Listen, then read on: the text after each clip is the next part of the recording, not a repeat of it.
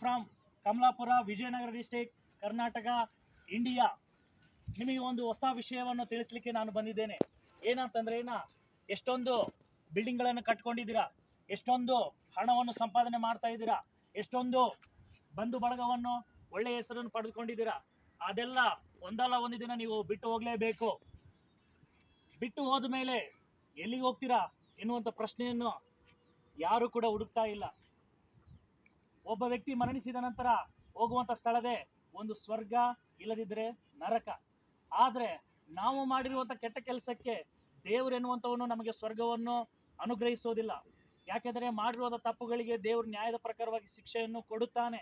ಆ ಶಿಕ್ಷೆಯನ್ನು ನಾವು ಅನುಭವಿಸಲಿಕ್ಕೆ ಆಗೋದಿಲ್ಲ ಅಂತ ಹೇಳಿ ಒಬ್ಬ ದೇವರು ಏನ್ ಮಾಡಿದಾನೆ ಅಂತಂದ್ರೆ ನಮ್ಮ ಪಾಪಗಳಿಗೆ ಶಿಕ್ಷೆಯನ್ನು ತನ್ನ ಮೇಲೆ ತೆಗೆದುಕೊಂಡು ನಮಗೋಸ್ಕರ ಮರಣಿಸಿದ್ದಾನೆ. ನೀವು ಅನ್ಬೋದು ಒಳ್ಳೆ ಕೆಲಸಗಳನ್ನು ಮಾಡಿದ್ರೆ ನಮಗೆ ಸ್ವರ್ಗ ಪ್ರಾಪ್ತಿ ಆಗುತ್ತಲ್ಲ ಅಂತ ಹೇಳಿ. ಆದ್ರೆ ನೋಡಿ, ಒಬ್ಬ ವ್ಯಕ್ತಿ ರಾತ್ರಿ ಎಲ್ಲ ಕೆಟ್ಟ ಕೆಲಸಗಳನ್ನು ಮಾಡಿ ಬೆಳಗ್ಗೆ ಎದ್ದು ಕೂಡಲೇ ಒಳ್ಳೆ ಕೆಲಸಗಳನ್ನು ಮಾಡಿದ್ರೆ ರಾತ್ರಿ ಮಾಡಿರುವಂತಹ ಕೆಟ್ಟ ಕೆಲಸಗಳೆಲ್ಲವೂ ಕೂಡ ದೇವರು ಬಿಟ್ಟು ಒಳ್ಳೆ ಕೆಲಸಗಳನ್ನು ನೋಡಿ ಸ್ವರ್ಗಕ್ಕೆ ಸೇರಿಸ್ತಾನ? ಆಗೋದೇ ಇಲ್ಲ. ರಾತ್ರಿ ಮಾಡಿರುವಂತಹ ಪಾಪದ ಕೆಲಸಕ್ಕೆ ಶಿಕ್ಷೆಯನ್ನು ಕೊಡುತ್ತಾನೆ. ಆ ಶಿಕ್ಷೆ ಏನಂತಂದ್ರೆ ನರಕಕ್ಕೆ ಹೋಗಬೇಕು, ಬೆಂಕಿಯಲ್ಲಿ ಸುಡಬೇಕು. ಆ ನರಕಕ್ಕೆ ನಾವು ಹೋಗುವಂಥದ್ದು ದೇವರಿಗೆ ಇಷ್ಟವಿಲ್ಲ. ಯಾಕೆಂದ್ರೆ ದೇವರು ನಮ್ಮನ್ನು ಪ್ರೀತಿಸ್ತಾ ಇದ್ದಾನೆ. ಅದರಿಂದಾಗಿ ಆ ದೇವರು ಏನ್ ಮಾಡಿದ ಅಂದ್ರೆ ಆ ಪಾಪದ ಶಿಕ್ಷೆಯನ್ನು ತನ್ನ ಮೇಲೆ ತೆಗೆದುಕೊಳ್ಳಲಿಕ್ಕೋಸ್ಕರವಾಗಿ ಈ ಭೂಲೋಕಕ್ಕೆ ಬಂದು ತನ್ನ ಮೇಲೆ ತೆಗೆದುಕೊಂಡು ನಮಗೋಸ್ಕರವಾಗಿ ಶಿಕ್ಷೆಯನ್ನು ತೆಗೆದುಕೊಂಡು ಪ್ರಾಣವನ್ನು ಕೊಟ್ಟಿದ್ದಾನೆ. ಆ ದೇವರನ್ನು ನೀವು ನಂಬಿಕೊಂಡರೆ ನಿಮ್ಮ ಪಾಪಗಳನ್ನೆಲ್ಲವನ್ನು ಕ್ಷಮಿಸುತ್ತಾನೆ.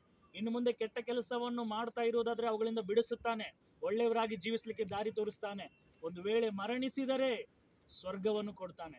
ಆ ದೇವರೇ ಯೇಸು ಕ್ರಿಸ್ತರಾಗಿದ್ದಾರೆ. ಆ ಯೇಸು ಕ್ರಿಸ್ತನನ್ನು ನಿನ್ನ ಹೃದಯದಲ್ಲಿ ಸೇರಿಸಿಕೊಳ್ಳುವುದಾದರೆ ನಿನ್ನ ಜೀವಿತವನ್ನು ದೇವರು ಧನ್ಯತೆಯನ್ನಾಗಿ ಮಾಡಿ ಈ ಲೋಕಯಾತ್ರೆಯನ್ನು ಮುಗಿಸಿದ ನಂತರ ನಿಮಗೆ ಸ್ವರ್ಗವನ್ನು ಕೊಡುವಂತವನಾಗಿದ್ದಾನೆ. ದೇವರು ನಿಮ್ಮನ್ನು ಆಶೀರ್ವಾದ ಮಾಡಲಿ. God bless you.